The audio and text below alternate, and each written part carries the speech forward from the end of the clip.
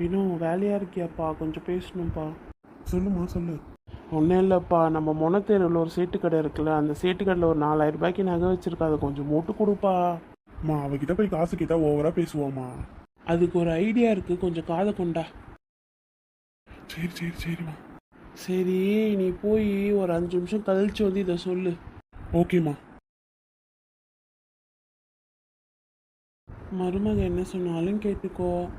நானும் அவன் என்ன சொன்னாலும் கேட்டுப்பேன். என் மருமக தங்கமானவன். அவள் பேச்சை நான் மீற மாட்டேன், என் பேச்சை அவள் மீற மாட்டா.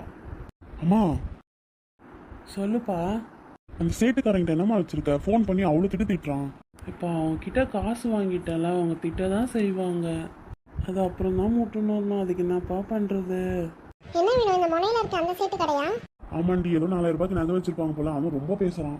சரி இரு, நான் போய் 4000 ரூபாய் எடுத்துட்டு வரேன். நீ போய் நகையை மூட்டை எடுத்துட்டு வந்து அத்தை கிட்ட கொடு.